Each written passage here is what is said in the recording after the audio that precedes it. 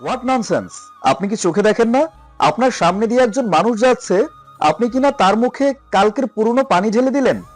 কর্কশ কণ্ঠে কথাটা বলে একজন যুবক সামনে পানির বোতল হাতে কাচুমাচু হয়ে দাঁড়িয়ে থাকা বোরকা পরা মেয়েটির দিকে তাকালো। তোবা নিজের কাছে আহম্মক হয়ে গেছে। পর মুহূর্তে গলা খাকারি দিয়ে বলল, পুরনো পানির জন্য রাগ করেছেন? আপনি চাইলে আমি আজকে টাটকা ঠান্ডা পানি এনে আপনার মুখে ঢেলে দিতে পারি। স্বাধীনের মুখটা কাঠিন্যতায় ছেয়ে গেল। চোখের চশমাটা ঠিক করে কাটকাট গলায় বলল। স্টুপিড মেয়ে! তোবা ভ্রু কুচকে বলল, এই কি বললেন? চোখের সাথে সাথে কি কানেও সমস্যা নাকি আপনার?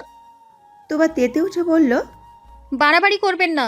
মানছি আমার ভুল হয়েছে, তাই বলে অপমান তো করতে পারেন না। শুরুতে সরি বললে এভাবে অপমান করতাম না। স্বাধীনের তৎক্ষণাৎ জবাবের বিপরীতে উত্তর গোছাতে তোবার বেগ পেতে হলো। প্রতি উত্তরে বলার মতো কিছু খুঁজে না পেয়ে তোবা অস্ফুট স্বরে বলল। এর জবাব আমি পরকালে গিয়ে নিব। স্বাধীনের ভ্রু কুঁচকে গেল। এমন কথা জীবনে শুনেছি কিনা সন্দেহ। তবুও নিজেকে সামলে নিয়ে কিছু বলতে যাবে তখনই একটা মালবাহী ট্রাক খুব জোরে হর্ন বাজিয়ে ওদের পাশ দিয়ে চলে গেল। ওরা বর্তমানে রাস্তার এক সাইডে দাঁড়িয়ে আছে। স্বাধীন ট্রাকের থেকে চোখ সরিয়ে তুবার দিকে তাকাতেই থমকে গেল। তুবা দু হাত দিয়ে মাথা চেপে ধরে মৃদু আত্মনাদ করছে। স্বাধীন বিচলিত কণ্ঠে বলল। Are you okay?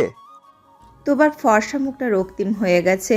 চোখ দিয়ে এক ফোঁটা নোনা জল গড়িয়ে পড়ল। ও যে বেশ অসুস্থ বোধ করছে সেটা বুঝতে আর বাকি নেই স্বাধীনের। তুবা এক পর্যায়ে রাস্তায় হাঁটু মুড়ে বসে পড়ল। ও এখনো মাথা চেপে ধরে আছে। তা দেখে স্বাধীন চিন্তিত স্বরে বলল। হেই, আপনাকে ঠিক লাগছে না। হাসপাতালে নিয়ে যাব আপনাকে? তোবার অবস্থা অপরিবর্তিত থেকে স্বাধীন আশেপাশে তাকালো কারো সাহায্য নেওয়ার জন্য। এমন সময় তুবা আচমকা রাস্তা থেকে উঠে সোজা হয়ে দাঁড়ালো। একদম স্বাভাবিক হয়ে গেল। এমন ঘটনায় স্বাধীন প্রচণ্ড অবাক হয়ে গেল। একটু আগেই যে মেয়ে মৃতপ্রায় হয়ে গিয়েছিল সে এখন এতটা স্বাভাবিক কিভাবে হয়ে গেল? স্বাধীন নিজেকে সামলে নিয়ে বলল। ঠিক আছেন আপনি? তুবা হাসি হাসি মুখে স্বাধীনের দিকে তাকিয়ে বলল। আমার আবার কি হবে বাবা? আমি একদম ফিটফাট আছি। স্বাধীনের চোয়াল ঝুলে গেছে। অস্ফুট স্বরে বলল। বাবা! তুবা স্বাধীনের কাজ চাপড়ে মুচকি হেসে বলল। আরে ইয়াংম্যান, তোমাদের মতো ছেলেকে আমার মতো বয়স্ক বুড়ো তো বাবা বলেই ডাকবে। তোমার বয়সে আমিও বেশ খুশি হতাম কেউ আমাকে বাবা বলে ডাকলে। স্বাধীন হতভম্ব হয়ে গেল। ওর চোখ কোটর থেকে বেরিয়ে আসতে চাচ্ছে। ও মনে মনে বলল। গলায় ভার্সিটির আইডি কার্ড ঝুলানো, আর এ কি না বলে সে নাকি বয়স্ক বুড়ো। বয়স্ক বুড়ি বললেও না হয় একটু মানা যেত। তুবা স্বাধীনের গাল টেনে দিয়ে বলল। তা বাবা, তুমি কোথায় পড়াশোনা করছো? স্বাধীন গালে হাত দিয়ে চোখ বড় বড় করে তুবার দিকে তাকালো। ও নিজের চোখ আর কানকে একদম বিশ্বাস করতে পারছে না। এসব কি হচ্ছে ওর সাথে? কোনো প্রাঙ্ক? স্বাধীনের থেকে জবাব না পেয়ে তুবা ওর কাঁধে হালকা থাপ্পড় মেরে বলল। কি হলো, উত্তর দাও। স্বাধীন হতভম্ব দৃষ্টিতে তুবার দিকে এখনো তাকিয়ে আছে। ও যেন এখন অন্য জগতে চলে গেছে। তবুও নিজেকে সামলে কোনো মতে বলল। জব করছি। তুবা মুচকি হেসে বলল। ভালো করে নিজের দায়িত্ব পালন করো বাবা, আর জীবনে অনেক উন্নতি করো। বলেই তুবা ধীর পায়ে সামনের দিকে অগ্রসর হলো। আর পেছনে রেখে গেল এক আশ্চর্যান্বিত আহম্মক ছেলেকে, যে নিজের আলগা হয়ে যাওয়া চশমাটা ঠিক করে ওর গমনপথের দিকেই তাকিয়ে আছে। হাসান ভিলার কিচেনে 40 রমণী বিকালের নাস্তা বানাতে ব্যস্ত। ওড়না দিয়ে মুখের ঘামটুকু মুছে নিয়ে তানিয়া ইসলাম বলল। বুঝলি শিনু, আজ এতটুকুই থাক। সাজিদ ভাই আর উনি তো বাসায় নেই, শুধু বাচ্চারা আছে। ওরা আর কতই বা খাবে। পুডিংটা নামিয়ে রেখে সানিয়া সিনু টিটকারি দিয়ে বলল। বাচ্চাদের যদি পুরো একটা রুম ভর্তি খাবার দিই তবুও ওরা সব খাবার সাবার করে দিবে। ওদের মতো পেটুক এই দুনিয়ায় নেই। সানিয়া সিনুর কথা শুনে তানিয়া হেসে উঠল। হঠাৎ ড্রয়িং রুম থেকে কোনো অল্প বয়সী মেয়ের আর্তনাদ ভেসে আসতেই সিনু দীর্ঘশ্বাস ফেলে বলল। আমার ভ্যাবলি মেয়েটা মনে হয় আবারও উল্টে পড়েছে। ধূপধাপ করে শুকনো মেঝেতে পড়ে যাওয়ার অভ্যাস যে কবে শেষ হবে আল্লাহ মালুম। বাদ দে তো, আগে গিয়ে দেখি সেহনাজের কি হয়েছে, নয়তো এর হিসাব। সিনু কপাল চাপড়ে বলল। চুপ কর তানি, পরের লাইন তোমার জানা। তানিয়া কোনো উত্তর না দিয়ে সিনুকে নিয়ে ড্রয়িং রুমে চলে গেল। ঠিক যা ভেবেছিল তাই। শাহনাজ মেঝেতে উল্টো হয়ে পড়ে ব্যথায় কাতরাচ্ছে। ওরা দুইজনে গিয়ে দ্রুত ওকে তুলে সোফায় গিয়ে বসিয়ে দিল। শাহনাজ মৃদু গলায় বলতে লাগলো, মাম্মা, ছোট মা কোমরে ব্যথা পেয়েছি। সিনু বলে উঠল। এ আর নতুন কি মা, দাঁড়াও মলম নিয়ে আসছি। বলে সিনু মলম নিতে চলে গেল। কিছুক্ষণ পর ফিরে এসে মেয়ের কোমরে মলম দিয়ে দিল। অতঃপর মেয়েকে উদ্দেশ্য করে বলল, তোমার ভাই কি করছে? ভাইয়া ওর রুমে। সিনু কপালে ভাঁজ ফেলে বলল, তার মানে ও এখনো ঘুমাচ্ছে? এই ছেলেকে নিয়ে কি করি, সারাদিন ঘুমের উপরেই থাকে। তানিয়া বিরোধিতা করে বলল, মোটেই না, ছুটির দিনগুলোতেই শুধু যা ঘুমায়, নয়তো বাকি দিনগুলো বেশ পরিশ্রম করে পড়াশোনা করে। নিজের ছোট মায়ের কথা টেনে নিয়ে শাহনাজ বলল। আর আমার গাল দুটো সবসময় টেনে টেনে লাল করে দেয়। ওর কথা শুনে সিনু আর তানিয়া একযোগে বলে উঠল। ও তোমাকে অনেক ভালোবাসে, তাই এমন করে। শাহনাজ মুখ ভেঙচি কাটল। সিনু কিছু একটা ভেবে দোতলার দিকে পা বাড়ালো। ওর গন্তব্য নিজের একমাত্র আদরের ছেলের ঘর। দরজা খোলা আছে দেখে সিনু নির্দ্বিধায় ভেতরে প্রবেশ করলো। দেখলো উদমকায়ে ছেলে তার বেঘরে ঘুমাচ্ছে। সিনু বড় একটা দীর্ঘশ্বাস নিয়ে বিছানার কাছে এগিয়ে গিয়ে ছেলের মাথায় হাত বুলিয়ে বলল, সাবাস, উঠে পড়ো, আর কত ঘুমাবে? আজকের জন্য ঘুমানোর মেয়াদ শেষ। সাবাস ঘুম জড়ানো কণ্ঠে বলল। মাম্মা, আর 5 মিনিট। সিনু ছেলেকে টানতে টানতে বলল, না সাবাস, অনেক হয়েছে, উঠে ফ্রেশ হয়ে নাও। মায়ের কাছে হার মেনে সাবাস আড়মোড়া ভেঙে হাই তুলতে তুলতে বাথরুমের দিকে চলে গেল। সিনু সেদিকে এক পলক তাকিয়ে চোখ ফিরিয়ে নিয়ে বিছানা গোছাতে লাগলো। এমন সময় তানিয়া হন্তদন্ত হয়ে রুমে প্রবেশ করে বিচলিত কণ্ঠে বলে উঠল, তোমার আবারও অ্যাটাক হয়েছে, ভাইয়া এখনই ফোন করে বললো। সাবাস বাথরুমের ভিতর থেকে বলে উঠল। তার মানে আবার আমাদের অভিনয় করতে হবে? শিট। স্নিগ্ধ বিকাল, সূর্যটা ধীরে ধীরে হারিয়ে যাওয়ার পরিকল্পনা করছে। একটা সুন্দরী যুবতী ছাদে দাঁড়িয়ে সেই দৃশ্যেরই সাক্ষী হচ্ছে। বাতাসে ওর লম্বা চুলগুলো মৃদু মৃদু উঠছে। প্রকৃতির সৌন্দর্য উপভোগে বাধা পড়ল কিছু চেঁচামেচির আওয়াজ শুনে। আয়েশা ভ্রু কুঁচকে শব্দের উৎসের দিকে কান খাড়া করল। বুঝতে বাকি নেই ড্রয়িং রুমে কিছু না কিছু নিয়ে নিশ্চয়ই বেশ ঝামেলা হচ্ছে। আয়েশা চুলগুলো খোপা করে মাথায় ওড়না ভালো মতো দিয়ে নিচে চলে গেল আজকের কাহিনী সম্পর্কে জানার জন্য। ড্রয়িং রুমে পদার্পণ করতেই শাহনাজ উচ্ছ্বাসিত হয়ে বলতে লাগলো, আপু আবারও আমাদের অভিনয় করার সময় চলে এসেছে। এবার সবচেয়ে কার্যকরী অভিনয়টা আমি করে দেখাবো। হ্যাঁ। আয়েশা হতাশ শ্বাস ফেলে বলল। তুবা আবারও ট্রমাটাইজড হয়েছে। তানিয়া বলে উঠল, হ্যাঁ মা, তঞ্জিত ভাইয়া ফোন করে বলল, তবে আমাদের কালকে যেতে বলেছে। আজ ভাইয়া আর রাইসা ভাবি সামলে নিবে। আমার ভাতিজিটার যে কি হবে আল্লাহ জানে। আয়েশা ছোট মায়ের গলা জড়িয়ে ধরে বলল, টেনশন করো না তো ছোট মা, আমরা আছি তো, আমরা থাকতে তুবার কিছুই হবে না ইনশাআল্লাহ। তানিয়া সামান্য হাসলো। আয়েশা এক এক করে ড্রয়িং রুমে সবার দিকে তাকালো। শাহনাজ কোমরে হাত দিয়ে সোফায় বসে আছে।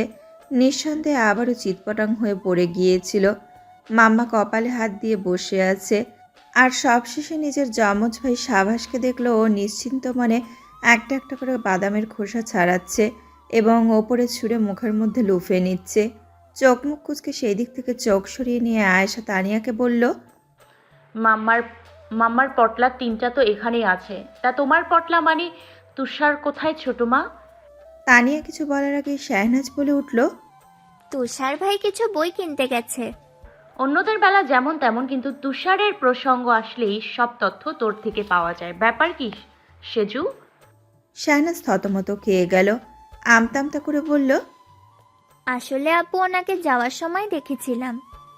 একটা আলিশান লাইব্রেরিতে অনেক মানুষ, বিশেষ করে যুবক যুবতীরা নিজেদের জ্ঞানের তৃষ্ণা মেটানোর অভিপ্রায়ে এসেছে।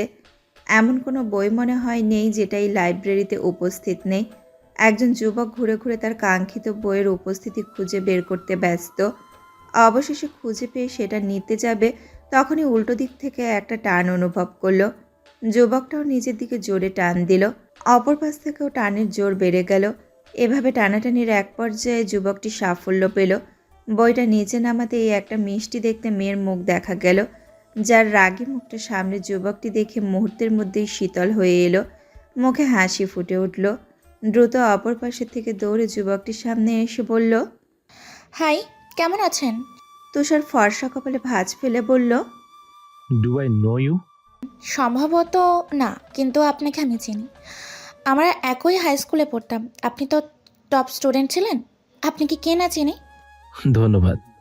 বলে তুষার যেতে ধরলে মেয়েটি চটজলদি বলে উঠল, আরে থামুন একটু। হোয়াট?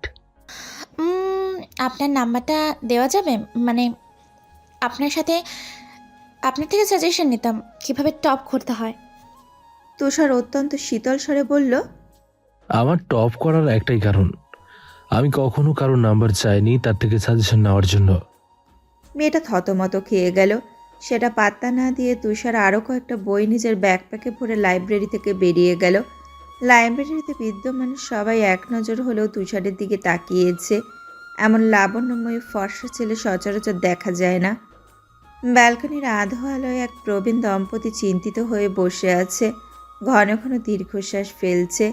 এক পর্যায়ে নীরবতা ভেঙে রায়সা ইকবাল বলে উঠল, আমাদের মেয়েটার এই পার্সোনালিটি ডিসঅর্ডার ব্যাধিটা কবে শেষ হবে চিরকুমার স্বামী? তানজিদা ইসলাম তপ্ত শ্বাস ফেলে বউয়ের গালে হাত রেখে বলল, তুমি চিন্তা করো না, এবার বেস্ট একজন সাইকিয়াট্রিস্টের কাছে চিকিৎসা করাবো তোমার। সবটা আল্লাহ ভরসা। তার আগে মেয়ে যে নিজেকে আমার বাবা মানে তোমার শ্বশুর ভাবছে সেটা মিটমাট করি। দুজনেই বসা থেকে উঠে রুমের বাইরে চলে গেল। ড্রয়িং রুমে যেতেই দেখলো তোবা একটা সাদা পাঞ্জাবি পরে ওদের দিকে এগিয়ে আসতে আসতে বলছে, আমাকে মেয়েদের পোশাক পরিয়ে রেখেছিলে কেন বৌমা? মানুষ দেখলে কি বলতো শুনি? এই বয়সে এসে আমার ইজ্জত হারাতে হচ্ছে। রায়সা আর তানজিদা দীর্ঘশ্বাস ফেলে একে অপরের দিকে তাকালো। অতঃপর রায়সা বলে উঠল, মাফ করবেন বাবা, ভুল হয়ে গেছে। এই ভুল আর কোনো দিনও ভুলেও হবে না। আপনি আমাকে ভুল করে মাফ করে দিন। তোবা ভ্রু কুচকে বলল, কি ভুল ভুল শুরু করছো বৌমা? রায়সা কিছু বলার আগেই তানজিদা বলে উঠল, তুবা মামুনি। রায়সা ওর পায়ে আস্তে করে একটা লাথি দিতেই তানজিদা নিজেকে শুধরে নিয়ে বলল, মানে বাবা, তোমার বৌমার মাথা খারাপ হয়ে গেছে, বয়স হচ্ছে তো, তাই কখন কি বলে নিজেও জানে না। রায়সা কটমট দৃষ্টিতে তানজিদের দিকে তাকালো। তা দেখে তানজিদ ভয়ে একটা ঢোক গিলল। তুবা যে নিজেকে তানজিদের বাবা তাহির ইসলাম ভাবছে সে হেসে উঠল। কিছুক্ষণ হাসার পর হাসি থামিয়ে বলল, বউয়ের সাথে লাগতে যেও না, এর ফল খুব একটা ভালো হয় না। আমিও তোমার মায়ের সাথে বুঝে শুনে কথা বলি। বলে আবারও সামান্য হাসলো। তা দেখে তানজিদ আর রায়সা জোরপূর্বক হাসলো, নয়তো তুবা ওদের সন্দেহ করতে পারে। তুবা হাসি থামিয়ে বলল, ও হ্যাঁ, সে কোথায়, মানে তোমার শাশুড়ি? একজন আশীর্ধ বৃদ্ধা মহিলা ধীর পায়ে এগিয়ে আসতে আসতে বলল, এই যে আমি। তোবা ওনার দিকে তাকিয়ে মুচকি হাসলো। তারপর সবাই মিলে ডাইনিং টেবিলে চলে গেল। তোবা ব্যতীত কেউ খেতে পারছে না, গলা দিয়ে খাবার নামতেই চাচ্ছে না। তোবা নিজের খাওয়ার পাশাপাশি বৃদ্ধা মহিলা তুলি বেগমের প্লেটে এটা সেটা তুলে দিচ্ছে। তুলি বেগম তোবার দিকে তাকিয়ে একটা মেকি হাসি দিয়ে ছেলে আর ছেলের বউয়ের দিকে অসহায়ভাবে তাকালেন, যারাও একই দৃষ্টিতে বিচলিত চিত্তে ওনার দিকেই তাকিয়ে আছে। খাওয়া দাওয়া শেষে তোবা নিজের দাদি মানে বউকে নিয়ে রুমে চলে গেল।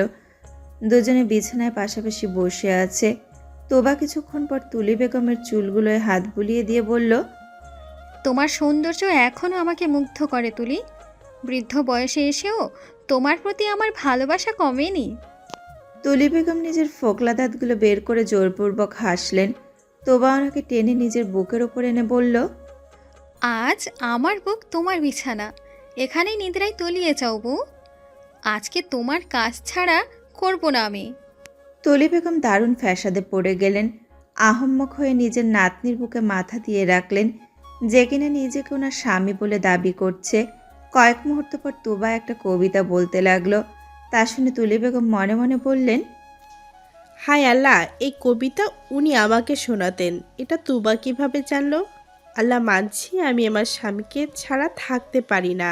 ওনার মৃত্যুর পর পাগল প্রায় হয়ে গিয়েছিলাম, কিন্তু তাই বলে নাতনির মাধ্যমে নিজের স্বামীকে দেখতে চাইনি। একটা যুবতী মেয়েকে কিনা নিজের স্বামী হিসেবে মানতে হচ্ছে। জীবনে এই শেষকালে এসে কি মুসিবতে পড়লাম। ওগো শুনছেন, দেখুন তুবা আপনার সতীন হয়েছে। সূর্যি মামা সবেমাত্র উকি দিয়েছে। তখনই তুবার চিৎকারে বাড়ির মধ্যবয়স্ক আর বয়স্ক মানুষ 3জন ধরফড়িয়ে উঠে পড়ল। ঘটনা কি বোঝার জন্য দ্রুত ছুটে তুবার চিৎকারের উৎসের দিকে যেতে লাগলো। গিয়ে দেখলো তুবা বেসিনের আয়নার সামনে দাঁড়িয়ে ভ্রু কুচকে নিজের লম্বা চুলগুলোর দিকে তাকিয়ে আছে। রাইসা এগিয়ে গিয়ে বলল, কি হয়েছে? তুবা আয়নায় নিজের প্রতিবিম্বের দিকে দৃষ্টি অব্যাহত রেখেই বলল, বৌমা, আমার চুল এত বড় কবে হলো? বিদেশি তেল রোজ লাগিয়ে দিতে নাকি আমায়? তোবার কথা শুনে 3জনই ভ্যাবাচাকায় পড়ে গেল। এই বিষয়টা তো ভেবেই দেখেনি ওরা। কারো থেকে কোনো জবাব না পেয়ে তুবা পুনরায় বলে উঠল, ঠিক আছে তানজিৎ বাবা, আমাকে সেলুনে নিয়ে চল তো, চুলগুলো কাটিয়ে আনি। 3জনই তৎক্ষণাৎ সমস্যারে চেঁচিয়ে উঠে বলল। না। তুবা অবাক হয়ে বলল, কি হলো? চিৎকার করলে কেন সবাই? তুবা নিজের চুলের প্রতি কতটা সেন্সিটিভ সে বিষয়ে সকলেই অবগত। নর্মাল হওয়ার পর যদি দেখে ওর মাথায় চুল নেই তাহলে সকলকেই টাকলা বানিয়ে দেবে নিশ্চিত। ওরা 3জনে একে অপরের দিকে অস্থিরভাবে তাকাচ্ছে। এখন কিভাবে বিষয়টা সামলাবে সেটা মাথায় আসছে না। হঠাৎ তুলি বেগম বলে উঠলেন, তুবা মানে আপনি প্লিজ চুল কাটবেন না। তুবা ভ্রু কুচকে বলল, কেন? আসলে আপনাকে লম্বা চুলে অনেক সুন্দর লাগে। কিন্তু তোমার তো লম্বা চুল পছন্দ না। আমার চুল অল্প একটু বড় হলেই বাড়ি মাথায় তুলে রাখতে, চুল না কাটা পর্যন্ত। তুলি বেগম ঢোক গিলে ছেলে আর ছেলের বউর দিকে তাকালেন। কয়েক মুহূর্ত পর আবারও তুবার দিকে তাকিয়ে বললেন, আরে তখন আমার আবেগের বয়স ছিল, এখন বিবেকের বয়স। আমরা হলাম প্রাচীন যুগের মানুষ, আর প্রাচীন যুগে লম্বা চুল ছেলেদের সৌন্দর্যের প্রধান আকর্ষণ ছিল। তুবা পুনরায় আয়নার দিকে তাকিয়ে নিজের চুলগুলো দেখতে দেখতে বলল, মন্দ বলনি, এতদিনে একটা আক্কেলওয়ালা কথা বলেছ। তুলি বেগম ঘোরের মধ্যে থেকে খেকিয়ে উঠে বললেন, তার মানে এতদিন বেহুদা কথা বলতাম? আপনার সাহস কী করে হলো আমাকে এভাবে অপমান করার? তানজিৎ আর রায়সা আহম্মক হয়ে মায়ের দিকে তাকালো। কণ্ঠটা নিচু করে তানজিৎ দাঁতে দাঁত চেপে বলল, আম্মু, এটা তুবা, বাবা না। তুলি বেগম থতমত খেয়ে নিজেও আস্তে করে বললেন, আসলে এত বছরের অভ্যাস তো, তাই ভুলে ধমক দিয়ে ফেলেছি। তোর বাবার সাথে কোনো অবস্থায় আমি ঝগড়াতে হার মানব না, যদিও সেটা তুবার মাধ্যমে থাকা উনি হোক না কেন। তানজিৎ দীর্ঘশ্বাস ফেলে বলল।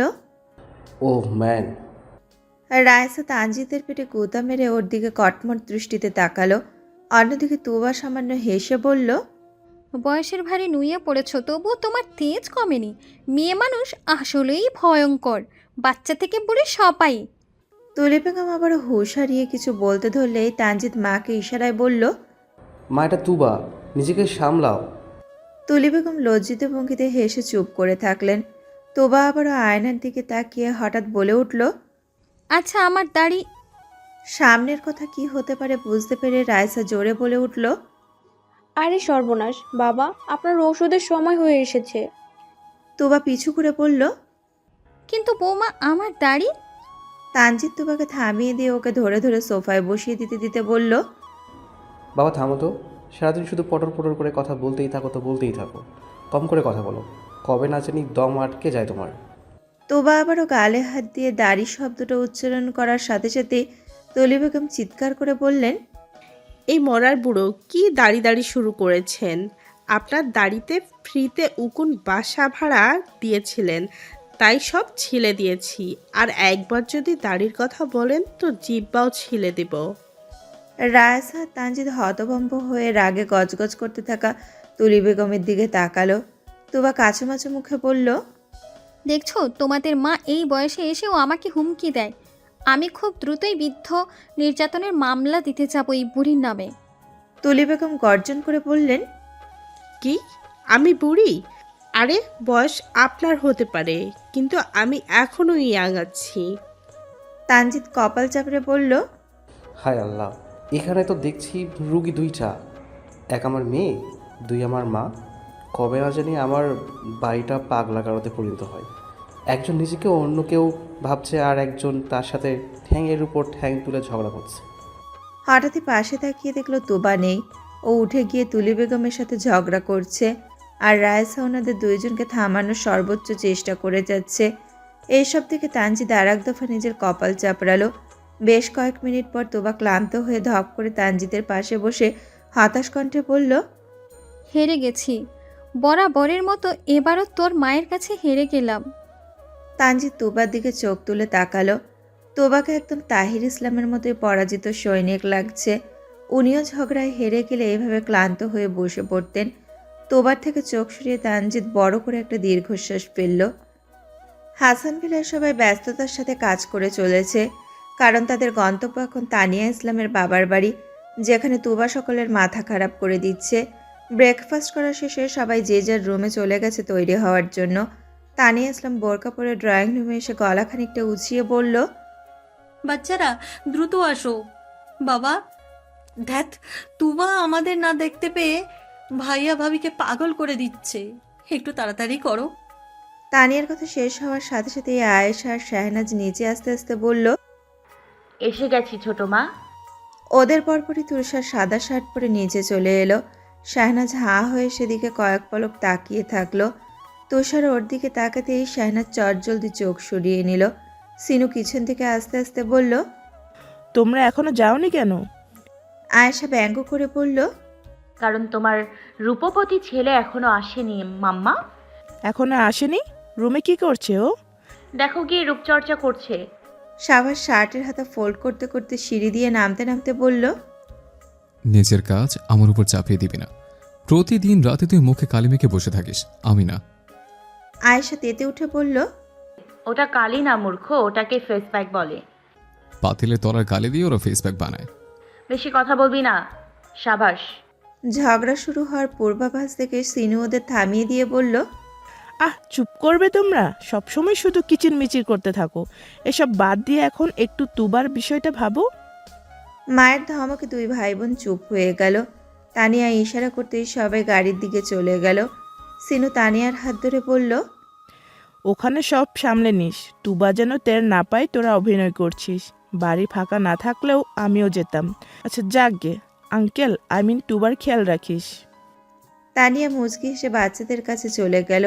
সাবার সোজা গিয়ে গাড়ির পেছনের সিটে হাত পা মেলে বসে পড়ল। আয়েশা ওর পাশে গিয়ে বসে টিটকারি মেরে বলল, যতই রূপচর্চা করো না কেন, কালা মানিক কালাই থাকবি। সাবাস ওর মাথায় চাটি মেরে বলল, আমার বউ হবে ধরা, আর তোকে টাকলা পেট মোটা একটা সুদর্শন বুড়োর সাথে বিয়ে দিয়ে দিব। আয়েশা রেগে গিয়ে ওর কান টেনে ধরে বলল, তোকে মেরে ফেলবো সাবাস। বাবাকে বলে তোকে কয়লার খনিতে কাজ করাতে পাঠিয়ে দিব। সাবাস আয়েশা থেকে নিজের কানকে বাঁচিয়ে ওর মাথায় টোকা মারল। এভাবে ওদের সাপে নিউলের ঝগড়া অব্যাহত থাকলো। অন্যদিকে তুষার ড্রাইভিং সিটে গিয়ে বসে পড়ল। এই পরিবারের সবচেয়ে শান্ত সন্তান হচ্ছে তুষার। সহজে কারোর সাথে রাগারাগি করে না। বড়রা যা বলে তা অক্ষরে অক্ষরে পালন করে, যাকে বলে আদর্শ সন্তান। তুষারকে ড্রাইভিং সিটে বসতে দেখে শাহনাজ ওর পাশের সিটে বসার জন্য ছুটল, কিন্তু অভ্যাসবশত গাড়ির কাছাকাছি আসতেই চিৎপটাং হয়ে পড়ে গেল। ওর পড়ে যাওয়ার শব্দ শুনে সবাই ওর দিকে শান্ত দৃষ্টিতে তাকালো, আর শাহনাজ দাঁত কেলিয়ে ওদের দিকে তাকিয়ে থাকলো। সকালে স্নিগ্ধ আবহাওয়ায় ধুলো উড়িয়ে একটা কালো রঙের কার ছুটে চলেছে। তুষার শান্ত ভঙ্গিতে গাড়ি চালানোর মনোনিবেশ করেছে। শাহনাজ আর চোখে বারবারই ওর দিকে তাকাচ্ছে। পেছনের সিটে সাবাস আর আয়েশা ভদ্রভাবে বসে আছে। অবশ্য এর একটা কারণ আছে, সেটা হচ্ছে তানিয়া ওদের দুজনের মাঝখানে বসে আছে। না হলে ওরা দুজন শান্ত থাকার মানুষ না। সামনের দিকে দৃষ্টি অব্যাহত রেখেই তুষার শীতল গলায় আস্তে করে বলল, তুই কি খাস না? দুবদাব পড়ে যাওয়ার অভ্যেস কবে শেষ হবে তোর? ভাবলি একটু খাওয়া দাওয়া কর। শাহনাজ দাঁত কেলিয়ে বলল, খাবার না, স্বামীর অভাবে আমার এই অবস্থা তুষার ভাই। তুষার ভ্রু কুচকে ওর দিকে এক পলক তাকিয়ে বলল, তোর বলা এই কথাটা পিছনের তিনজনকে বলে দিই। শাহনাজ চোখ বড় বড় করে তুষারের পেটে চিমটি কেটে বলল, খবরদার না।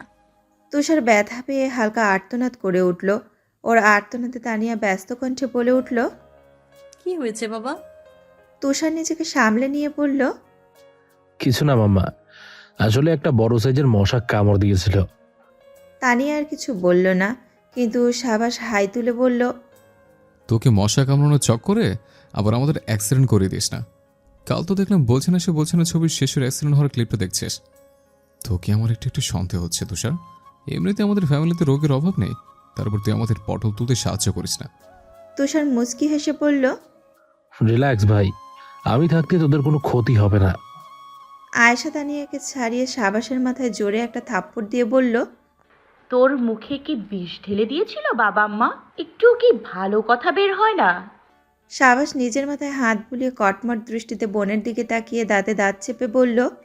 মাফ করে দিলাম, যা। তোর মাফ কে চেয়েছে? তানিয়া গলা উঁচিয়ে বলল। আবারও শুরু করলে তোমরা? শিনুকে ফোন দিব নাকি পরকালে গিয়ে তোমাদের হিসাব নিব? কোনটা? সাবাস আর আয়েশা সমস্বরে বলল। একটা অপশনও পছন্দ হয়নি ছোট মা। ওদের অবস্থা দেখে শাহনাজ হাসতে লাগলো। তুষার এক পলক ওর দিকে তাকিয়ে বলল। হাসি বাদ দিয়ে তোমার সাথে কিভাবে আচরণ করবি সেটা ভাবলি? শাহনাজ হাসি থামিয়ে প্রচণ্ড ভাব নিয়ে বলল। আমি ফুললি প্রিপেয়ার্ড। এবার আমার অভিনয় দেখে বাহবা না দিয়ে পারবেন না তুষার ভাই। মাইন্ডেড। দেখা যাক কি করিস। ওরা এখনো আসছে না কেন? বুড়ো হয়েছি জন্য কি আমার কথার কোনো মূল্য নেই? তোমরা আমাকে একটুও ভালোবাসো না? তোবার আক্ষেপ নিয়ে বলা কথাটা শুনে মাঝবয়সী দম্পতি দীর্ঘশ্বাস ফেলে একে অপরের দিকে তাকালো। সকাল থেকে কম জ্বালাতন সহ্য করতে হয়নি ওদের। একটার পর একটা বিষয় সামলাতে সামলাতে ওরা নাজেহাল। এখন আবার নিজের মেয়ে মানে ফুপু তানিয়াকে দেখার জন্য ব্যস্ত হয়ে পড়েছেন। তোবা আবারও কিছু বলতে যাবে তার আগেই কলিং বেল বেজে উঠল। রায়সা হাসি মুখে ছুটে দরজা খুলতে চলে গেল। দরজা খুলে পরিচিত আপন মুখগুলো দেখে রায়সা স্বস্তির নিঃশ্বাস ফেলে বলল। এবার তোমরা সামলাও, আমরা আর পারছি না। তানিয়া এগিয়ে এসে রায়সাকে জড়িয়ে ধরে বলল। টেনশন করিস না, আমরা থাকতে তুবার কিচ্ছু হতে দিব না। ওদের সকলকে পিছনে ঠেলে শাহনাজ তুবার মুখোমুখি গিয়ে বুকে হাত রেখে নাটকীয়ভাবে বলতে লাগলো। ও নানু, আমার নানু, তোমাকে না দেখতে পেয়ে আমার কি যে অসহ্য লাগছিল নানু। You can't imagine. তোমাকে এক পলক দেখার জন্য তাই তো ছুটে এসেছি 7 সমুদ্র 13 নদী পার করে। সবাই হতভম্ব হয়ে শাহনাজের দিকে তাকালো। তুষার বিড়বিড় করে বলল। সত্যি বাহবা পাওয়ার দাবিদার, ওভার অ্যাক্টিং এর দোকান। নিজের ডায়লগ শেষ করে শাহনাজ 2 হাত মেলে ছুটে তুবার দিকে এগিয়ে যেতে লাগলো। কিন্তু সবাইকে দ্বিতীয় দফায় অবাক করে দিয়ে তুবার সম্মুখে গিয়ে মুখ থুবড়ে চিৎপটাং হয়ে পড়ে গেল শাহনাজ।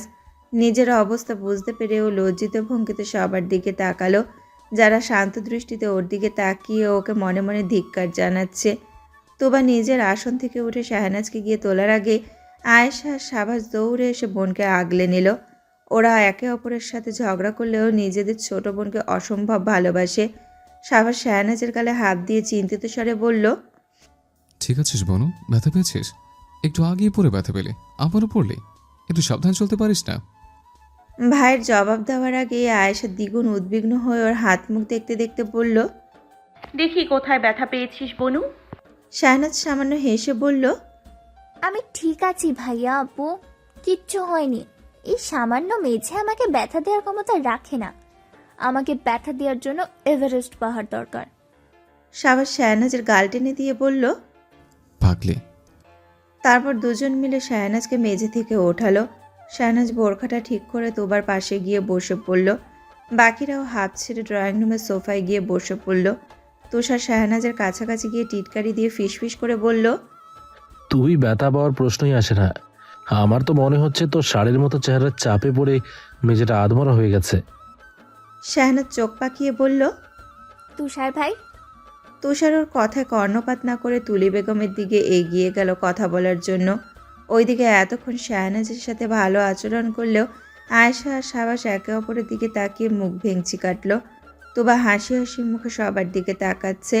সবাইকে একসাথে দেখে ও যে বেশ খুশি হয়েছে তা স্পষ্ট বোঝা যাচ্ছে। ক্ষণকালপাদেও তানিয়াকে উদ্দেশ্য করে বলে উঠল। শিনুমা আসেনি কেন? আর জামাইকে নিয়ে আসিসনি কেন? সাজিদ বাবাকেও দেখছিও না। তানিয়া বলে উঠল। তুবা মামুনি। সবাই চোখ বড় বড় করে তাকাতেই তানিয়া গলা খাকারে দিয়ে নিজের ভুল শুধরে নিয়ে বলল। আসলে বাবা, উনি আর সাজিদ ভাইয়া ব্যবসা সংক্রান্ত কাজ নিয়ে একটু ঝামেলায় আছেন। ঝামেলা মেটানোর জন্য একটু শহরের বাইরে গিয়েছে। আর সিনু বাড়িতে আছে। পুরো বাড়ি ফাঁকা রেখে আসা ঠিক হতো না, তাই। তোবা হতাশ কণ্ঠে বলল। আজ তোর শ্বশুর শাশুড়ি বেঁচে থাকলে বাড়ি আর ফাঁকা থাকতো না। সবার মন খারাপ হয়ে গেল। তানিয়ার চোখে তো পানি চলে আসলো। একে শ্বশুর শাশুড়ি মারা গেছে, তার উপর নিজের বাবাও বেঁচে নেই আর। তুষার মায়ের পাশে গিয়ে চোখের পানি মুছিয়ে দিল। তানিয়া চোখ তুলে ছেলের দিকে তাকালো। তুষার চোখের ইশারায় নিজের মাম্মাকে সান্ত্বনা দিল। গোমট পরিবেশ মুহূর্তে অস্থির হয়ে উঠল তুবার করা প্রশ্নে। আচ্ছা, তুবাকে কোথাও দেখছি না কেন? সবাই চোখ বড় বড় করে একে অপরের দিকে তাকাতে লাগলো। সবার হয়ে সাবাস গাছাড়া ভাব নিয়ে বলল, বিয়ে দিয়ে দিয়েছি ওকে সুদূর পাহাড়ি এলাকায়। ওকে ছাড়া ওর স্বামী এক মুহূর্তেও থাকতে পারে না, তাই ওই শ্বশুরবাড়িতেই থাকে। সারাদিন স্বামীর সাথে পাহাড়ের চা বাগানে চাষ করে, আর মাঝে মাঝে আমাদের কিছু পাঠিয়ে দেয়। তোমার নাচ জামাই ভালো উদার নানু। পুরো ড্রয়িং রুমে পিনপতন নীরবতা ছেয়ে গেছে। সবাই সাবাসের দিকে কটমট দৃষ্টিতে তাকিয়ে আছে, অথচ ওর মধ্যে কিঞ্চিত পরিমাণও হেলদোল নেই। নিজের বেহুদা কথাটা বলা শেষ করে দেওয়ালে হেলান দিয়ে ও শীষ বাজাচ্ছে। আয়েশা তো চোখ দিয়ে ওকে আস্ত গিলে খাওয়ার পায়তারা করছে। তুবা বিচলিত কণ্ঠে উত্তেজিত হয়ে বলল, মানে কি? তোমরা তুবার বিয়ে দিয়ে দিয়েছো আর আমাকে একবারের জন্যও বললে না? তার উপর এত দুর্গম এলাকায় কেন বিয়ে দিয়েছো? তোমার নাতনিকে যত দ্রুত সম্ভব আমার সামনে নিয়ে আসো। এসব বলতে বলতে তুবা বেশ উত্তেজিত হয়ে পড়ল। তা দেখে সবার কপালে চিন্তার ছাপ পড়ে গেল। এর প্রভাব না তুবার স্বাস্থ্যের ওপরে পড়ে। সবাই যখন দিশেহারা হয়ে পড়ল, ঠিক তখন তুষার লম্বা লম্বা পা ফেলে তুবাকে সোফায় বসিয়ে দিয়ে ওর সামনে হাঁটু মুড়ে বসলো। অতঃপর অত্যন্ত শীতল গলায় ধীরে ধীরে বলতে লাগলো, নানু প্লিজ তুমি শান্ত হও। সাবাস ভাই তোমার সাথে মশকরা করেছে। তোমাকে ছাড়া কি আমরা তুবার বিয়ে দিতে পারি বলো? আসলে তুবা ওর বান্ধবীদের সাথে স্টাডি জুড়ে গিয়েছে, দুদিনের মধ্যেই চলে আসবে। তুবা অবশেষে শান্ত হলো। তা দেখে সবাই স্বস্তির নিঃশ্বাস ফেলল। তুষারের থেকে চোখ সরিয়ে তুবা সাবাসের দিকে তাকালো। অতঃপর কপট রাগ দেখিয়ে বলল, এই বাঁদর ছেলে, এদিকে আয়। সাবাসের কোনো নড়চড় নেই। তা দেখে তানিয়া চোখের ইশারায় ওকে তুবার কাছে যেতে বলল। ছোট মায়ের ইশারা মতো লম্বা লম্বা পা ফেলে তুবার দিকে এগিয়ে গেল। তুবা গম্ভীর কণ্ঠে বলল, তোর মুখটা আমার সামনে নিয়ে আয়, মানে একটু ঝোঁক আমার দিকে। সাবাস ভ্রু কুচকে তুবার দিকে ঝুঁকলো। তুবা আচমকা ওর গাল টেনে ধরে বলতে লাগলো, বাঁদর ছেলে, তুই আমার হার্ট অ্যাটাক করিয়ে দিচ্ছিলি প্রায়। কে বলবে তুই শিনু মায়ের ছেলে? সাবাস ব্যথা পেয়ে আর্তনাদ করতে লাগলো। তোবা এখন ওর গাল টেনে ধরে আছে। এসব দেখে আয়েশা উচ্ছ্বসিত হয়ে বলল, বুনু আর একটু জোরে টেনে ধরো প্লিজ। তুমি যদি ওর গলাটা টেনে ছিঁড়ে দিতে পারো তাহলে আমি তোমাকে আরেকটা বিয়ে দিয়ে দিব। সাবাস চোখ পাকিয়ে বোনের দিকে তাকালো। তোবা সাবাসের গাল ছেড়ে দিয়ে হেসে উঠল। ও কথা বলো না, তোমাদের নানি আমাকে 50 তলা বিল্ডিংয়ের ছাদ থেকে ধাক্কা দিয়ে ফেলে দিবে। তুলি বেগম এতক্ষণ নীরব দর্শক ছিলেন। তোবার বলা কথাটা শুনে উনি মুখ ভেঙচি কেটে মনে মনে বললেন, এত কম উঁচু বিল্ডিং থেকে না, 500 তলা বিল্ডিং থেকে ধাক্কা দিয়ে ফেলে দিতাম। সাবাস গালে হাত বোলাতে বোলাতে মনে মনে বলল, দুবার বাচ্চা, তোকে তো আমি পরে দেখে নেব। একবার শুধু নর্মাল হ, তার আগে তোর ক্লোজ ফ্রেন্ড আয়েশা ভূতনিটাকে একটা শিক্ষা দিই। বলে সাবাস দ্রুত পদে আয়েশার দিকে এগিয়ে গিয়ে ওকে টেনে ফাঁকা জায়গায় নিয়ে গেল। আয়েশা বিরক্তিতে চকারান্ত উচ্চারণ করে বলল, আহ, সমস্যা কি তোর? বাংলা সিনেমার ভিলেনগুলোর মতো আচরণ করছিস কেন বা? সাবাস আয়েশার গাল টেনে ধরে দাঁতে দাঁত চেপে বলল। এবার দেখ কেমন লাগে। আয়েশা বহু কষ্টে সাবাসের থেকে নিজেকে ছাড়িয়ে নিয়ে গালে হাত দিয়ে আর্তনাদ করতে লাগলো। ক্ষণকালপাতে ভাইয়ের দিকে অগ্নিদৃষ্টিতে তাকিয়ে বলল, সত্যি বলছি, এবার তোকে কয়লার খনিতে কামলা হিসেবে পাঠাতেই হবে। বাবাকে শুধু একবার আসতে দে। সাবাস কর্কশ গলায় বলল। আয়শু। আয়েশাও দ্বিগুণ কর্কশ গলায় বলল, সাবাসু। আশা। নিরাশা। হতাশা। বাতাসা। চিৎকার করতে করতে দুই ভাই বোনেরই গলা শুকিয়ে গেল। তার উপর দুইজনেরই ব্যথায় গাল জ্বলছে। দুইজনই চোখ মুখ কুচকে গালে হাত দিয়ে ব্যথা সহ্য করছে। একে অপরের সাথে চোখাচোখি হতে হঠাৎ দুইজনেই ফিক করে হেসে উঠল। সবাই ছাদে বসে আছে। তুবা বর্তমানে ঘুমন্ত অবস্থায় আছে। এই সুযোগে সবাই একজোট হয়েছে কিছু সলা পরামর্শের জন্য। সবার নীরবতা ভাঙল তানজিদের কথায়। তোমার এই পার্সোনাল ডিসঅর্ডার তো আগে যেমন ছিল এখনও তেমনই আছে। এত ডাক্তার দেখালাম তবুও তো কোনো উন্নতি হলো না। তুষার কিছু একটা ভেবে বলল, মামু তুমি নতুন কোনো সাইকিয়াট্রিস্টের সন্ধান করো, ভালো মানের উচ্চ ডিগ্রি সম্পন্ন। খোঁজ অবশ্য পেয়েছি। তুবা একটু নর্মাল হলে ওকে সেখানে নিয়ে যাব। তার আগে ওকে নর্মাল করতে হবে। ঠিক আছে, আমার কাছে একটা আইডিয়া আছে। আমরা যদি তুবার সাথে খুব নর্মাল আচরণ করি, যেমনটা নানুর সাথে করতাম, তাহলে ও সন্তুষ্ট হয়ে যাবে এবং আবারও তুবা আগের অবস্থায় ফিরে আসবে। তানিয়া বলে উঠল, ঠিক বলেছিস। তো তুবার সব চাহিদা আমাদের বিনা বাক্যে পূরণ করতে হবে। তুলি বেগম টিটকারি দিয়ে বলে উঠলেন, উনাকে তোমরা চেনো? কি সব আবদার করে বসে। আমি পারবো না ওনার সব কথা শুনেতে। পরে দেখা যাবে মাথায় চড়ে বসেছে। এই বুড়ো আজ জীবনেও ভালো হবে না। সবাই শীতল দৃষ্টিতে ওনার দিকে তাকালেন। তানজিৎ কাটকাট গলায় বলল, মা কতবার বলবো, এটা তোমার স্বামী না, এটা তোমার নাতনি। Please cooperate. তুলি বেগম লজ্জিত হয়ে বললেন, কি করি বলতো, বয়স হয়েছে, এত কিছু কি আর মনে থাকে?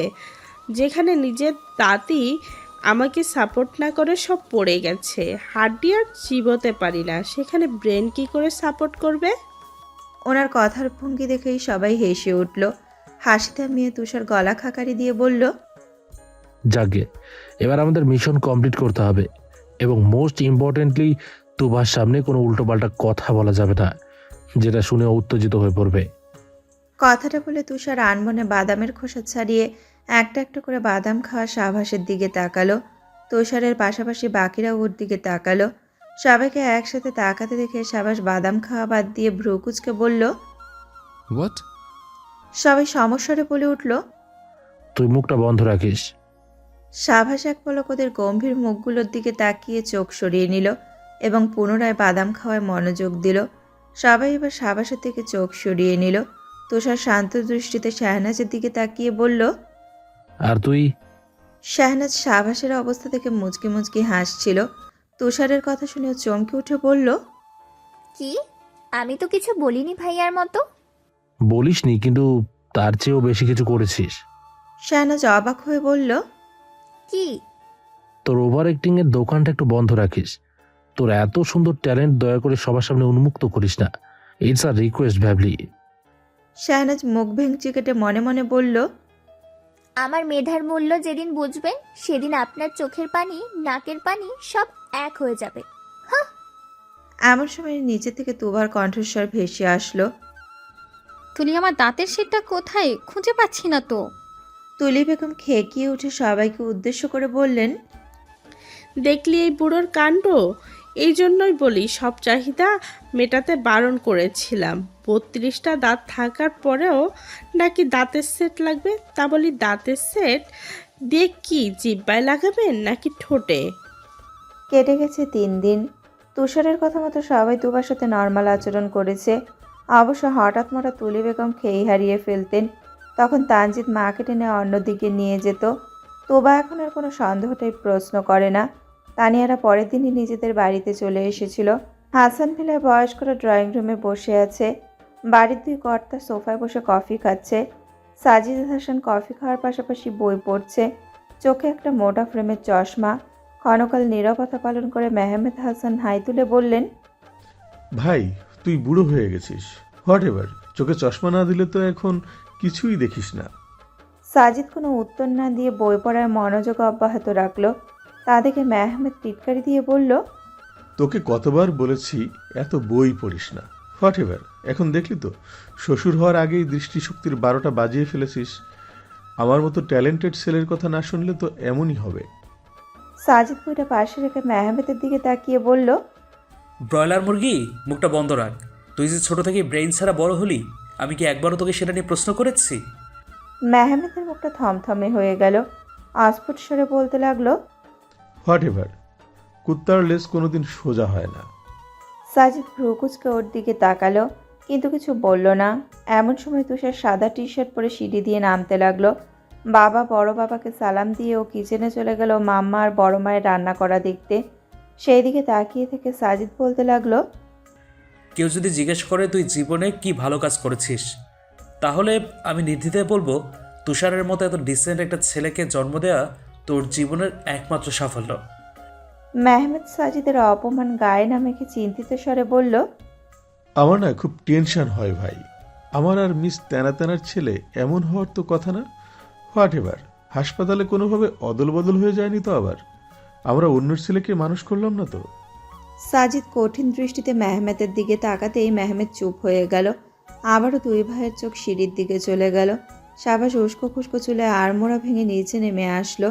সাজিদের মেহমেদকে উদ্দেশ্য করে বলল, হ্যালো বয়স্ক পার্টি, বেশি বেশি করে জিম করো, বুঝলে? পেটটা তো ফুল উঠেছে দিনকে দিন।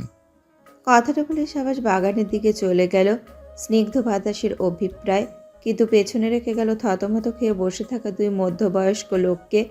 মেহমেদ হতাশ শ্বাস ফেলে বলল, সাভার যে তোর ছেলে এতে আমার বিন্দু মাত্র সন্দেহ নেই। হুবহু তোর ফটোকপি, যদিও তোর থেকেও দুধাপ এগিয়ে। হোয়াট এভার তোর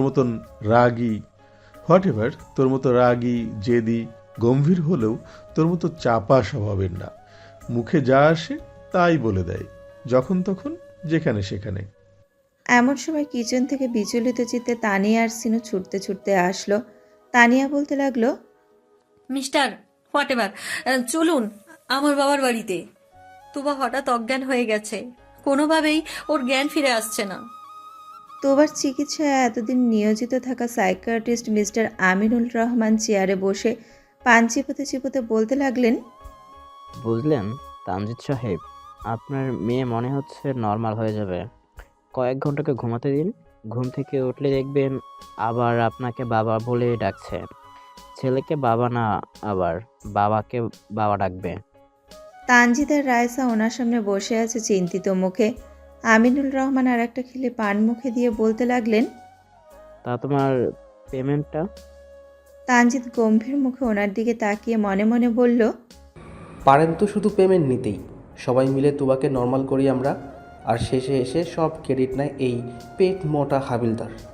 এই 2 বছরেও আমার মেয়ের সামান্যতম উন্নতি করতে পারেনি শালা। মনে মনে আরও কয়েক দফা গালি দিয়ে তানজিদ কাটকাট গলায় রায়সাকে বলল, বৌজান, ওনাকে ওনার পেমেন্টটা দিয়ে বিদায় করে দাও তো। আর এটাও বলে দাও ওনাকে আর কষ্ট করে আমার মেয়ে চিকিৎসা করতে হবে না। আমিনুল রহমানের মুখটা পাতিলের তলার চেয়েও কালো হয়ে গেল। রায়সা এসে পেমেন্ট দেওয়ার সাথেই উনি বসা থেকে উঠে বসে বললেন, আমাকে ছাড়া তোমাদের কোনো গতি নেই। নিজের মানসিক রোগী মেয়েকে দেখি কিভাবে সুস্থ করো। তানজিদ প্রচণ্ড রেগে গিয়ে ওনার দিকে তেড়ে যেতে ধরলেই তিনি দৌড়ে পালালেন। রায়সা তানজিদকে আগলে নিয়ে বলল, রেগে যাবেন না, ওই বলদের কথা শুনে আপনি নিজের প্রেশার কেন বাড়াবেন? বউয়ের কারণে মানুষের প্রেশার বাড়ে, আর আপনার কিনা ওই হাদারামের জন্য প্রেশার বাড়ছে। ছ্যা। তোবার রুমে সবাই উপস্থিত হয়েছে। হাসান পরিবার কিছুক্ষণ আগেই এখানে পৌঁছেছে।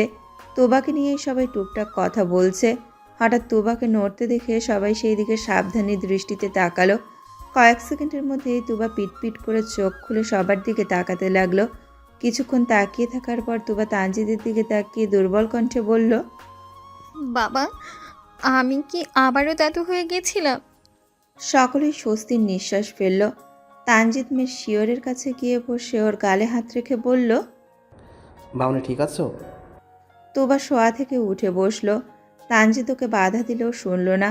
এক এক করে সবার দিকে তাকিয়ে তোবা কাঁদো কাঁদো স্বরে বলল, আমি আবারও সবাইকে অনেক কষ্ট দিয়েছি, তাই না? আমার জন্য সবাইকে অনেক ঝামেলায় পড়তে হয়েছে, বলো। তোবা অস্থির হয়ে উঠল। অবশ্য প্রতিভা নর্মাল হওয়ার পর এমন উত্তেজিত হয়ে যায় ও নিজেকে দোষী ভাবতে শুরু করে। ভেতরে ভেতরে ও অনুতপ্ততায় গুমড়ে মরে। সবাই মিলে তোবাকে শান্ত করার চেষ্টা করতে লাগলো। তানজিদ মেয়েকে নিজের বুকের সাথে মিশিয়ে নিয়ে বলল, তুবা মামুনি, তোমার জন্য আমাদের একটুও কষ্ট হয়নি, বিশ্বাস করো সোনামা আমার। তোবা তবুও ছটফট করতে লাগলো। ব্যগ্র কণ্ঠে বলতে লাগলো, দাদি, ও দাদি, আমি তোমার সাথে উল্টাপাল্টা কিছু করিনি তো? তুলি বেগম মনে মনে বললেন, কি করিসনি সেটা বল মা। তোর টর্চারে আমার 1 বছরের আয়ু কমে গেছে। স্বামীর কাছে যাওয়ার সময় আরও 1 বছর ঘনিয়ে আসলো। কিন্তু মুখে বলল, না সোনা, কিচ্ছু করিসনি তুই, আমরা কোনো অসুবিধায় পড়িনি। তোবা তবুও শান্ত হলো না। অস্থিরভাবে বলতে লাগলো, তোমরা মিথ্যে বলছো, সবাই মিথ্যা বলছো। আমি আমি কিছু তো করেইছি। সাবাস বিরক্তিতে চকারান্ত উচ্চারণ করে বলল, হ্যাঁ রে তুবার বাচ্চা, বহু চালিয়েছিস। ভাবতেই পারবি না আমাদের মাথার তার অল্পের জন্য ছিঁড়ে যায়নি। নানিকে তো বেধম পিটিয়েছিস, তানজিৎ মামাকে থাপ্পড় মেরেছিস, আর আমার পাছায় লাথি মেরেছিস। পুরো রুম ভার হয়ে উঠল তোবার কান্নার আওয়াজে। সাবাসের কথা শোনার পর থেকে ও গলা ফাটিয়ে কান্না শুরু করে দিয়েছে। তানজিৎ কোনোভাবেই মেয়েকে সামলাতে সক্ষম হচ্ছে না। অন্যদিকে সবাই অগ্নিদৃষ্টিতে সাবাসের দিকে তাকিয়ে আছে। তবুও সাবাস নির্লিপ্তভাবে দাঁড়িয়ে আছে, যেন ও কিছুই করেনি। ছেলের এমন আচরণ থেকে সিনু লম্বা লম্বা পা ফেলে সাবাসের কাছে গিয়ে ওর কান টেনে ধরে বলল, অসভ্য ছেলে, এসব মিথ্যে কথা বলতে তোমার লজ্জা করলো না? আয়েশা গলা উঁচিয়ে বলল, মাম্মা, তুমি মনে হয় ভুলে গেছো যে তোমার ছেলের লজ্জা নেই। মেয়ের কথায় মনোযোগ না দিয়ে সিনু আরও জোরে সাবাসের কান টেনে ধরে বলল, তুবার কাছে ক্ষমা চাও বলছি, এক্ষুনি যাবে। সাবাস অনিচ্ছা সত্ত্বেও তুবার দিকে তাকিয়ে আফওয়ান বলল। এতে করে তুবার কান্নার বেগ কিছুটা কমে গেল। সাবাস চাপা আর্তনাদ করে বলল, মাম্মা ক্ষমা চেয়েছি তো, মাম্মা ক্ষমা চেয়েছি তো, এখন অন্তত কান ছেড়ে দাও, ব্যথা পাচ্ছে। সিনু সাবাসের কান ছেড়ে দিল। সাবাস চোখ মুখ কুচকে কানে হাত বোলাতে লাগলো। তুবার দিকে খানিকটা এগিয়ে গিয়ে সিনু নরম স্বরে বলতে লাগলো, তুমি তো সাবাসকে চেনোই, ও কেমন, ওর কথা একদম বিশ্বাস করবে না। ক্রন্দনরত চোখে সিনুর কথা শুনে তুবা শান্ত হলো।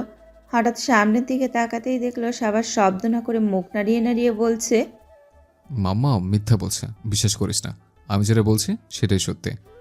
তা দেখে তুবার ঠোঁট কাঁপতে লাগলো। অর্থাৎ আরও এক দফা জোরে কান্নার প্রস্তুতি শুরু হতে লাগলো। সাবাস ওর অবস্থা দেখে নিঃশব্দে হাসতে লাগলো।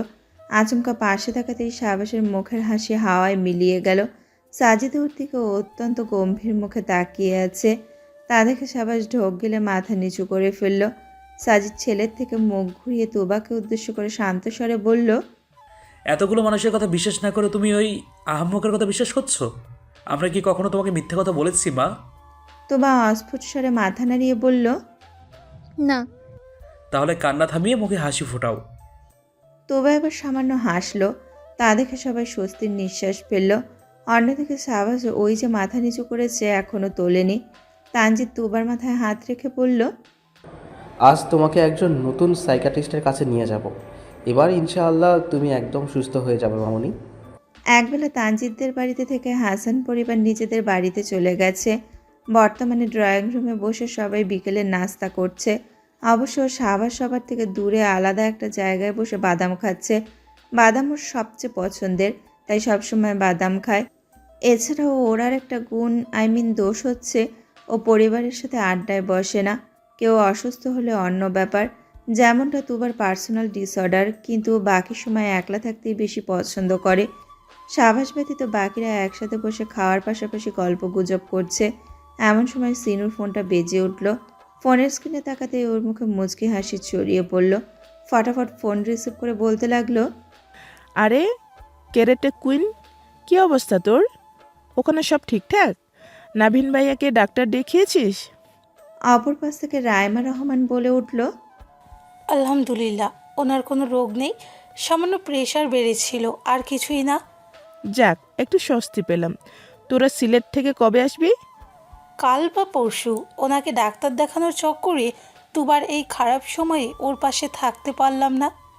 সমস্যা নেই, তোর কাছে তো উপায় ছিল না। তা বান্ধবী দ্রুত চলে আয় সিলেট থেকে।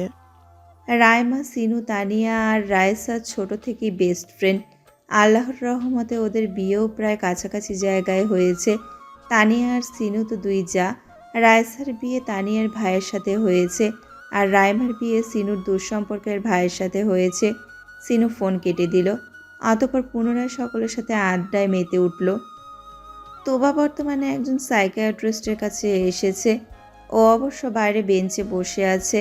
ভেতরে তানজিদ আর রায়সা সাইকিয়াট্রিস্টের সাথে কথা বলছে। কিছুক্ষণ পর ওরা কেবিন থেকে বাইরে এসে তোবাকে একলা ভেতরে পাঠিয়ে দিল। তোবা দরজায় নক করে বলল, আসতে পারি?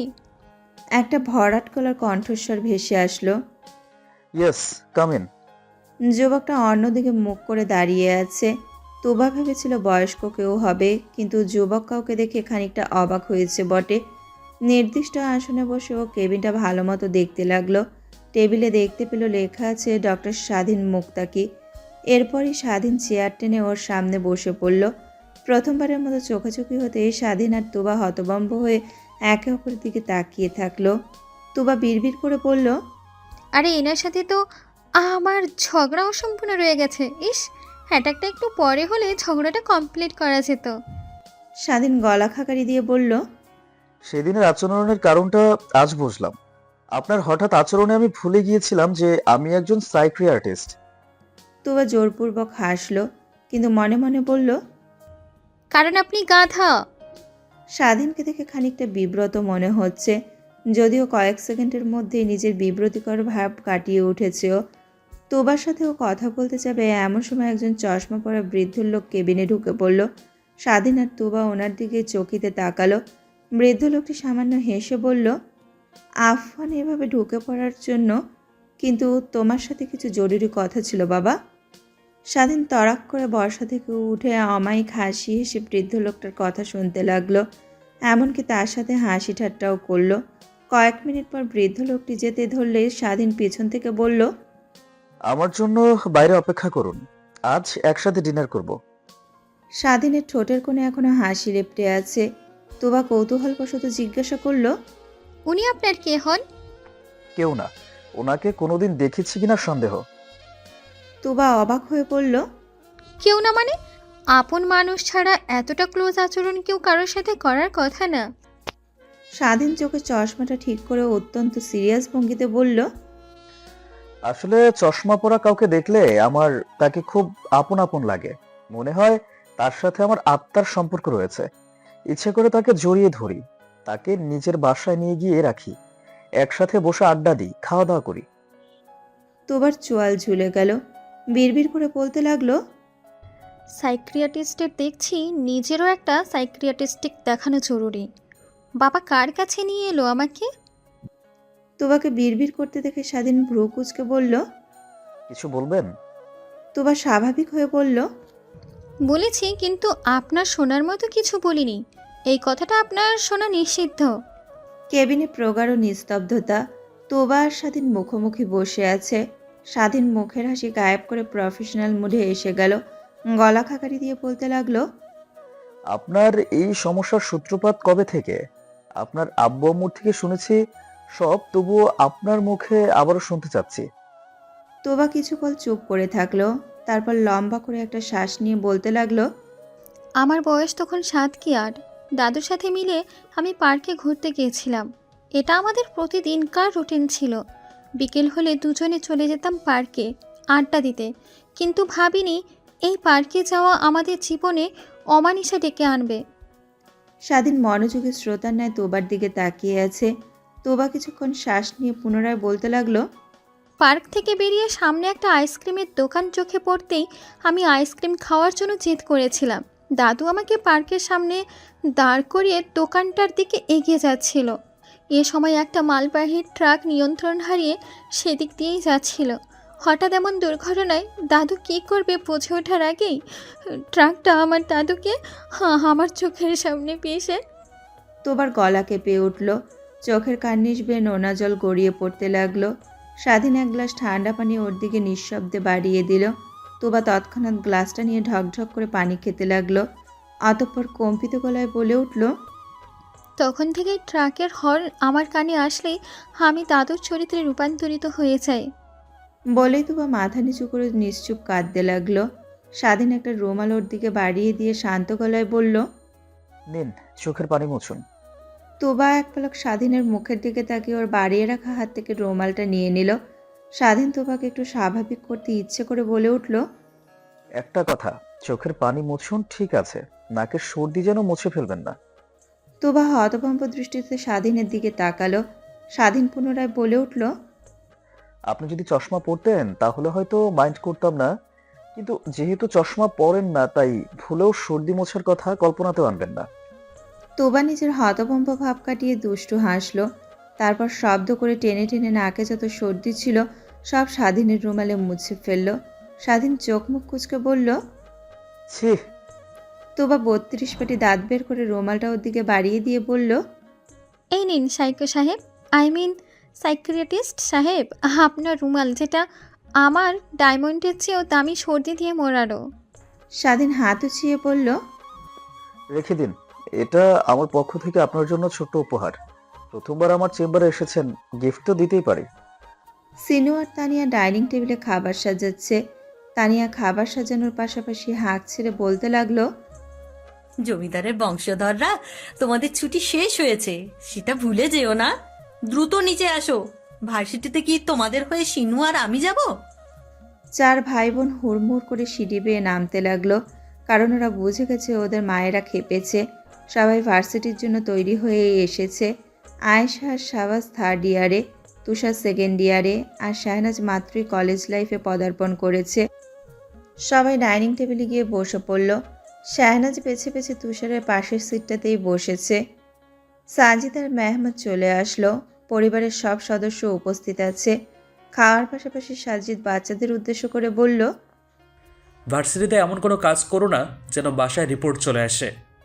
আয়েশা তৎক্ষণাৎ বলে উঠল, সেটা সাভাসকে ভালো করে বলো বাবা। তুষার আর আমার জন্য তোমাদের কোনো রূপ ভোগান্তিতে পড়তে হবে না, গ্যারান্টি দিচ্ছি। সাজিদ ছেলের দিকে তাকিয়ে বলল, শোনো সাভাস, ভার্সিটিতে তোমাকে পড়াশোনা করার জন্য পাঠিয়েছি। ক্লাসমেট, জুনিয়র কিংবা সিনিয়রদের সাথে ঝামেলা করার জন্য পাঠাইনি। সাবাস খাবার খেতে খেতে বলল, আমি জানি বাবা, কিন্তু কেউ যদি আমার বন্ধু দূর অন্য কোনো মেয়েদের নিয়ে কোনো বাজে উক্তি করে, আমি ছেড়ে কথা বলবো না। মেহমেদ উচ্ছ্বাসিত কণ্ঠে বলে উঠল, একদম ওগুলোকে মেরে হাড় গোড় ভেঙে দিবি। হোয়াট এভার, কম করে হলেও 1 মাসের জন্য যেন ট্রমায় থাকে। সাজিদ চোখ পাকিয়ে তাকাতেই মেহমেদ এদিক ওদিক তাকাতে লাগলো। তানিয়া ওর দিকে চোখ গরম করে তাকিয়ে আছে।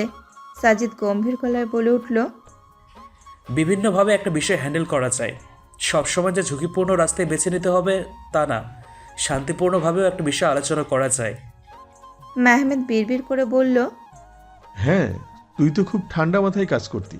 হোয়াট এভার, আমার ভাতিজা কিন্তু তোরই রক্ত, অতএব তোর মতোই আচরণ করবে, বলদ।